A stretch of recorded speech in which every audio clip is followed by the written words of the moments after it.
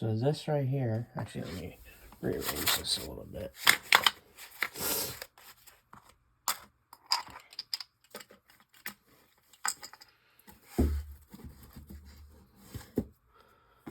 What is this again? This is the normal one, I see.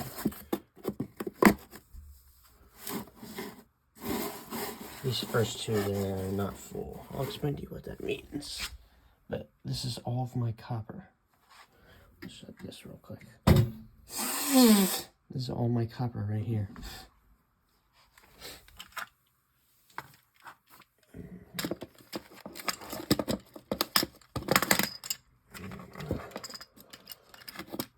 Here, let me see if I can rearrange this to make it, more interesting and better.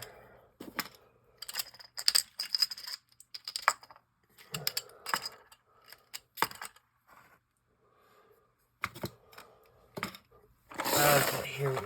This is my full copper stack here. It's a lot. There it is. There's a better shot.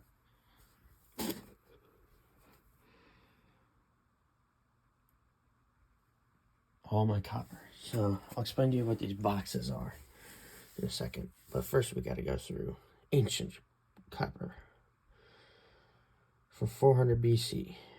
Well, there's that. Might as well put that up. Okay, and then we have old copper. We'll get into old American copper. Look at that, 1803. These were 100% copper. 1831. 1848. Got some old large cents here. This is what they had before small pennies. The Flying Eagle cent, as you can see. That's what came before the Indian head, and then the Indian head came. This was the first year of it, with no shield on the wreath, in 1859. And then we had a more recent Indian head from 1896, the thinner version.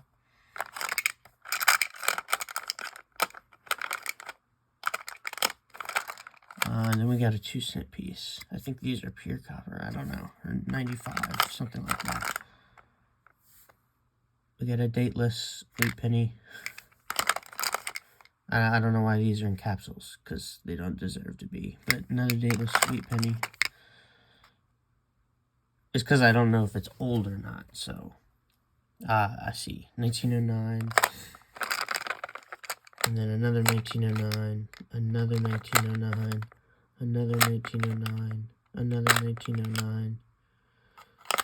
And then some BU, or not BU, maybe like AU wheat pennies of various years. So those are the BU or AU 50s wheat pennies. But what do the normal ones look like? Well, that's what I'm gonna get into next.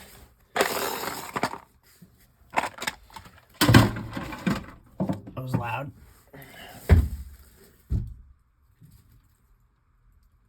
Okay.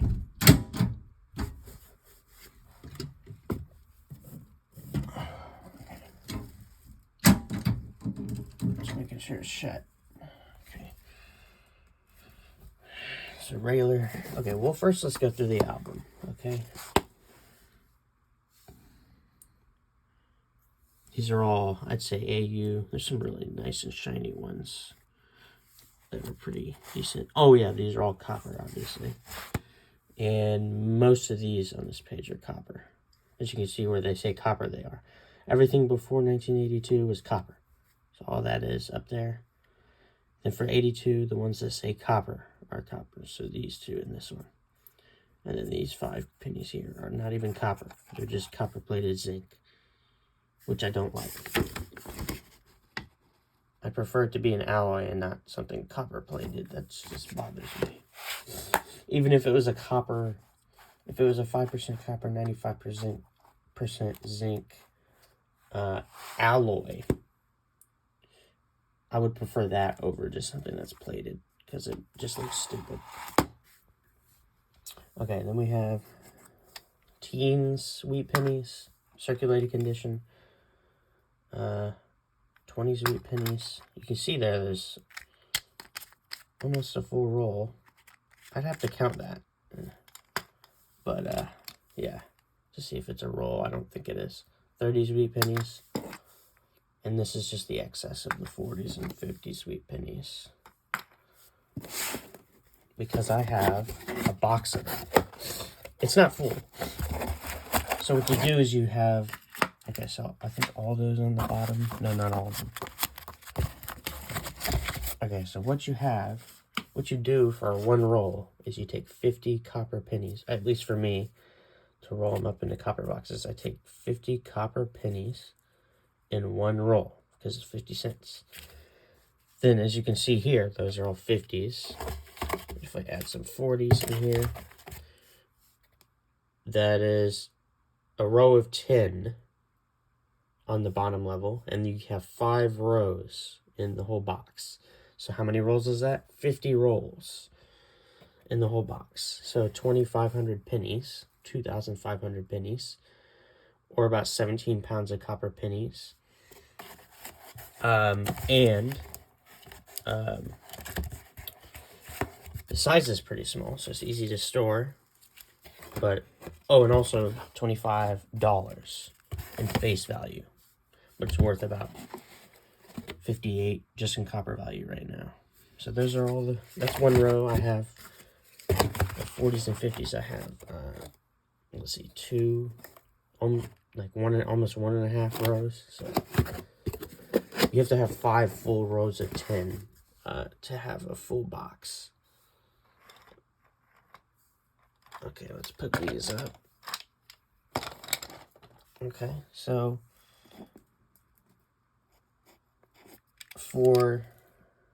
we have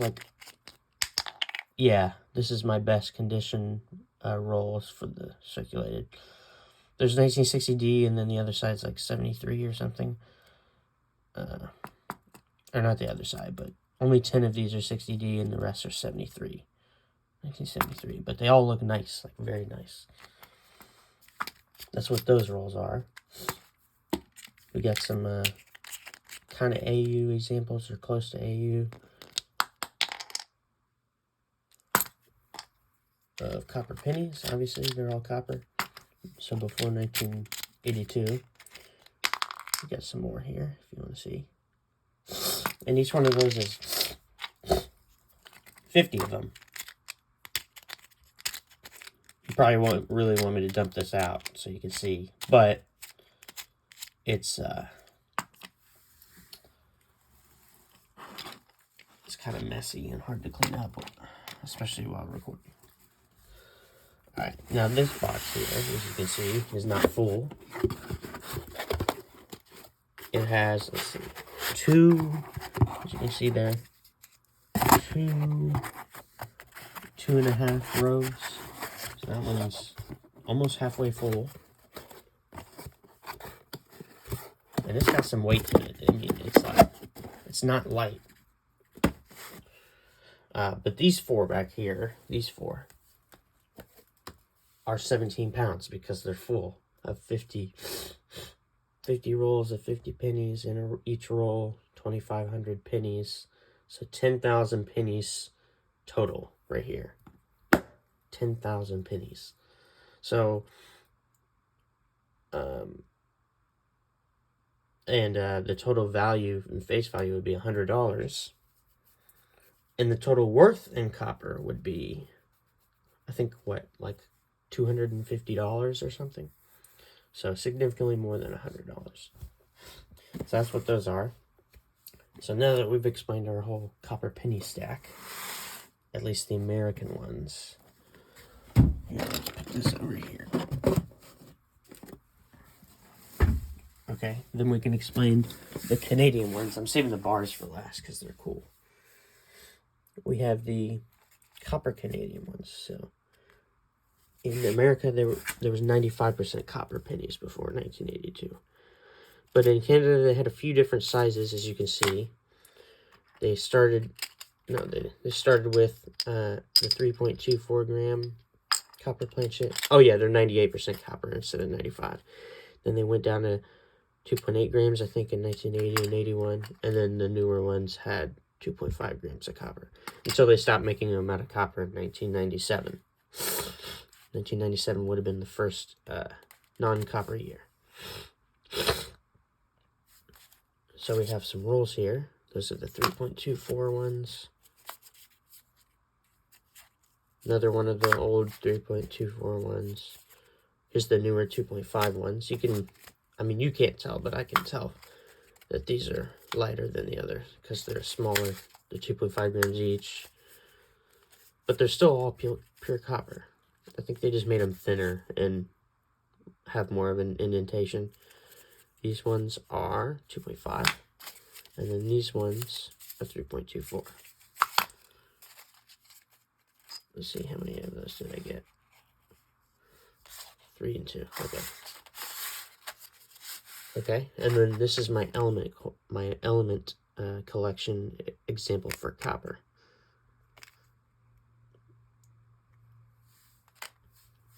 All right, now it's time for the bars. Might as well do them. Shit. So this is a 1 AV DP ounce. You know, the ounce that's used in like cooking and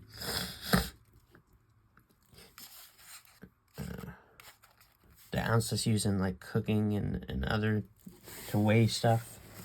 One that has 16 of these in a pound, 16 ounces in a pound. They're talking about this ounce, the AV DP ounce.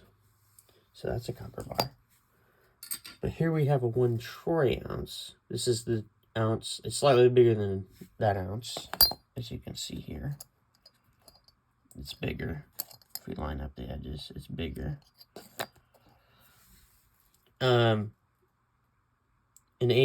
A troy ounce is what the precious metals are measured in terms of weight. As you can see, here's a silver bar, 1 troy ounce. The precious metals are measured in troy ounces. If we compare this to the copper bar, they're pretty much the same exact size. I think the copper bar is slightly more thin.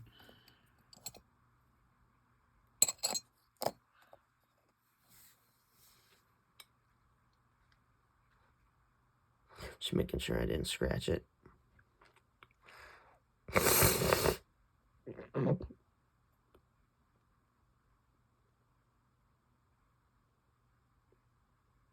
No. So that's 1 troy ounce. Here's a 5 troy ounce copper bar. Very shiny.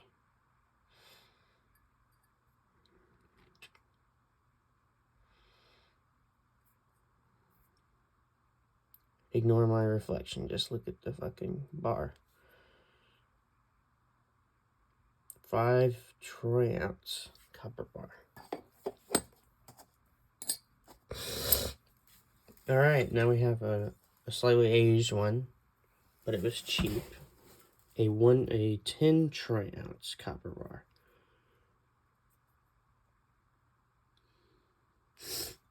That's crazy. Should probably be wearing gloves, but whatever. I mean, it's copper. It's not worth too much. Unique metals. 1 pound of fine copper. Let's see if I can get the right grip on this. 1 pound fine copper.